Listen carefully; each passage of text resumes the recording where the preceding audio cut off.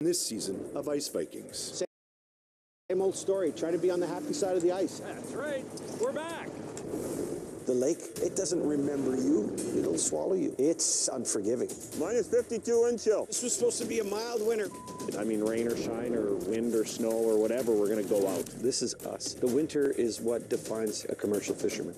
I don't remember a winter like this where the price from the big buyers has gone up so high. This has got to be our coldest day. One of them days that you want to just go home. It's way too expensive to fish in the winter. I can hear the ice cracking. Traveling along, all of a sudden the bottom goes out on you. Boom, went right down. That's what nightmares are made of. Pretty scary. Holy smokes! Scratching my head, I should be banging it. It's crazy. We're pushing it to the limit. There's feet and feet of snow and minus 50 today. This is going to get calm here. I'm taking up yoga. And there, I just jinxed myself because I said it was going to be an easy day. Don't get mad if something breaks. Just go. Everybody all over is dropping like snowflakes. He's 76. I'm all right. Just my pride's gone. Look at this thing. That sums up my winter season. When it works, it's still tough. When it doesn't work, it's just a nightmare. Likey me likey. Stay in school, kids. Don't become a fisherman. I like fishing here. You gotta be a little crazy to do this. We got 2 months now to make hay and we gotta do it. Woo! There's feet and feet and feet of snow and minus 50 today. It is worth it if you're catching fish.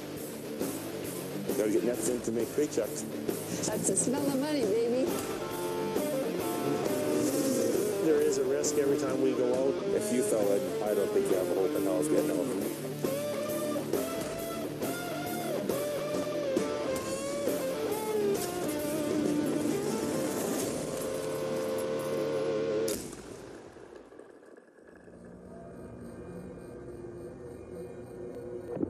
In the middle of Canada, in the province of Manitoba, is Lake Winnipeg, a monster 24,000 square kilometer inland ocean that is the 11th largest freshwater lake in the world.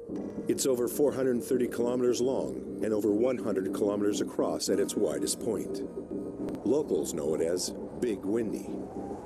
It's a shallow lake, which means any wind makes huge waves in open water and changes current fast under the ice in winter. In 1965, a 25-meter-long freighter, the Suzanne E, was broadsided by a rogue wave in a gale and sank. 9 of 10 crew lost their lives, joining hundreds of others who have died working on the lake. Commercial fishing is a vital industry in Manitoba, a year-round multi-million-dollar business that supports families and communities. On the western shore of the South Basin is the town of Gimli, which is known as New Iceland. Starting in the mid-1870s, waves of Icelandic people arrived to create a new home, fleeing their island in the North Atlantic to escape disease, starvation, and volcanic eruptions. Using knowledge from their homeland and following the lead of the indigenous people, they found a living on the lake. The winter season is make or break time for commercial fishers in Manitoba. When other fisheries close across Canada, the market price of fish rises, making Lake Winnipeg a hotbed of action and opportunity. People are putting their lives on the line for what they hope is a huge financial windfall. This is a part of that commercial fishing world.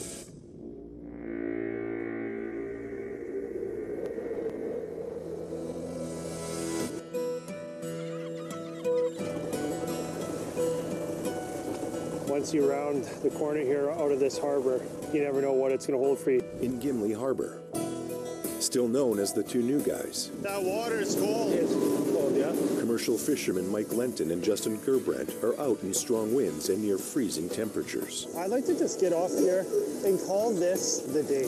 So would I. They don't have a choice. They need to fish. September was probably the lowest amount of fish we'd ever seen. A tub a day, like it was brutal. The fall fishing season is a straight sprint for 60 days on open water. It's worlds away from winter fishing, which is known as the long season. There's only 5 days left, so it's kind of too little too late. Could you hurry this up? Well, are you picked up fish? Well, fine, I'll let go of the net, and then it can get wrapped around the net.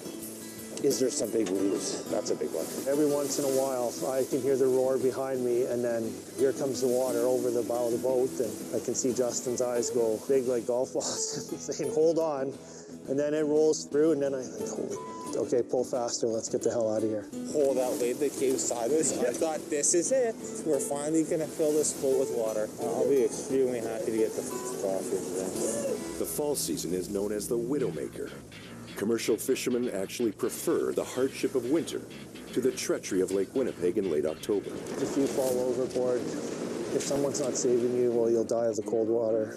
If Justin fell overboard, all I'm throwing him is a life ring. There's no way I could pull his ass over the side of the boat. Experienced fishermen like Richard Bjarnason know to watch for a series of rogue waves, known as the Three Icelandic Sisters. They used to have an Icelandic name for it, Fjóla, Guðrún, and Inga, you know.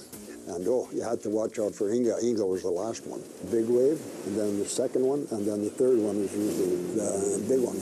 Facing down the Three Sisters is just one part of fall fishing. It's brutal out there in the open water. That concludes a day of open water fishing. The rain gear only works so much, as you can see. That's soaked. Everything's soaked. Yeah, my gotcha's soaked. The good news is their brutal day on the water was worth the trouble. We get good amounts of fish, but like as you can see, I'm drenched. I think we only missed 1 or 2 days out of 55 so far. And those 2 days we did miss, it was just too dangerous. Well, nice job today, Mike. Yeah, good job. I'm proud of you. Good effort. In Gimli, near Moonlight Bay. This is a 4x60, 25 mil. And this looks smaller, eh? Oh, check it. That's a 4-inch. Oh, it is? Richard and Mike Bjarnason are a father-son team. At 76, Richard is one of the most experienced fishermen on the lake. Prior to winter fishing, they check their nets for damage and organize them by size. This year, there's a new concern. All of these, obsolete.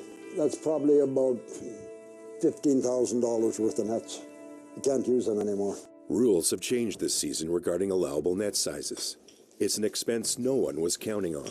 So you can imagine all the fishermen, you know, like what they're losing. It probably comes up to a few $1 million because they decided that the 3-inch and 3 3/4, they take too small of a fish. I know some guys that have taken truckloads to the dump. These are all no good. But no compensation from the government, nothing. It just makes a person sick. Like you look at all these nets. There's some fishermen like the Smithsons, they got thousands. You still got brand new, we haven't even... Brand new, some of them still in the bag. But the powers that be, they figure that they know what they're doing and they figure they know better than the fishermen. So these guys, like the old saying goes, they know not what they do. And of course, they got PhDs. We haven't got a PhD. I haven't got a PhD. They got a PhD maybe in boat. That's about it. They will charge you for the smallest infraction. For the smallest infraction. Like the fishermen have to have a voice. You've got no voice.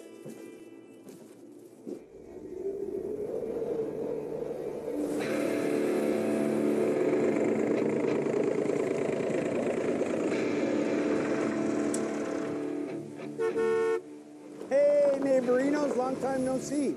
Hi, neighbor. South of Gimli, I'm glad you came. Justin and Mike have come to see Chris about some spare parts. Chris runs Christiansen Fish, one of the largest and oldest fishing companies in the area. I'm gone in like 48 hours. Where are you going? Up.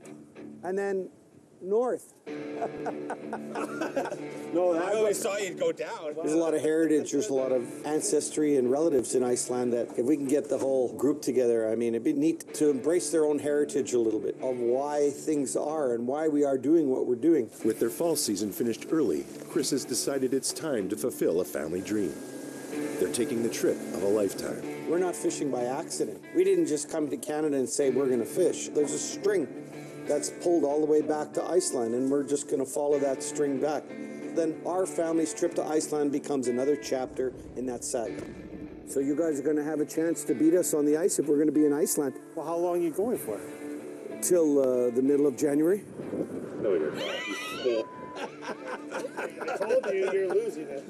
I lost it a long time ago. I'm going back to Iceland and trying to find it. I want to get on the ice when there's ice. If there's a chance or a window to get to Iceland, it's now.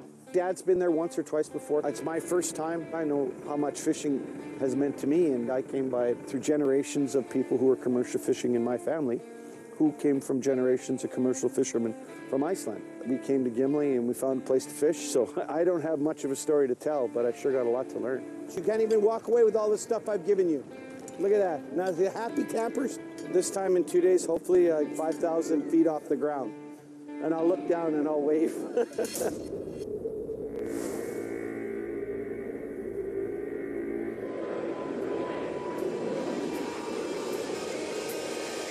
Iceland is a study in contrasts. This tiny island nation in the North Atlantic Ocean is the land of fire and ice, brimming with lava fields, snow-covered peaks, active volcanoes, geysers, and alien black sand beaches. What do you think, pups? Yay! We go to bed. 160 kilometers northwest of Reykjavik.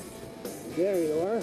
There's a snack for you guys. So today we're going to try some fermented shark at the Shark Museum. So we're going to meet the owner, Gudjin. He's going to show us around and give us a little history on fermented shark. And I don't know, maybe I'll try some shark today.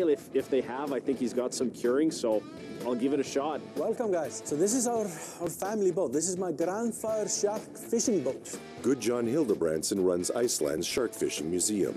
This was the oldest boat in Iceland that was still in use. For centuries, Icelandic fishermen hunted Greenland sharks, spending days on the ocean in open boats. Lamp oil, harvested from the Greenland sharks, was a vital export for Icelanders. Hunting them was risky business. The dangerous part was the weather. It was going out in all sort of weather, not knowing the weather forecast after 4 or 5 days. But if we go, like in the history of Iceland, if we go back, like, let's say, 400 years, boys, they started working on the ocean when they were 14. Half of them would not survive to age 35. Eating the catch could be fatal too. So Icelanders, they couldn't use the meat because the meat from the Greenland shark is toxic while fresh. If you eat the meat fresh, you get very sick or you could even die from it. So for the first 200 years, when the Icelanders were catching the shark, they couldn't use the meat. They had to throw it away. So there was a big waste of meat. But 400 years ago, they discovered a process to use the meat, to get the meat edible. Icelanders learned that by fermenting and curing the fish, it was no longer toxic. And this is only possible to do in Iceland because of temperature and climate. He's telling us many people had died from eating shark. They finally figured out how to ferment it and how to eat it and how to make use of it. And today this is a delicacy in Iceland. The meat is used and eaten in all sort of parties and gatherings, big and small. It puts things into perspective here that things don't change overnight. It sounds awesome, actually. Like thinking about smoking fish or we make hard fish also. It's interesting. Can we try some? Let's do that next. Yeah, let's do that last. Or Trevor can do it first. How about that? We're all sending Trevor first. Let's get closer to a hospital. How far are we from a hospital? Let's go eat some shark. Yeah, sounds good. This is like 15 tons. I never would have believed that they'd had that much shark meat hanging in one spot. Like, whoosh. I have it. In the drying, the meat gets this crust around it. But when I open it up, see here, it's white at the inside. Yeah. Come on here, smell it. Looks like chicken breast. Well, it smells. I kind of like that. What does it smell like? I got no smell. Yeah, it doesn't bother me. Yeah. I have no smell. You're gonna smell this. Oh yeah, I can smell that.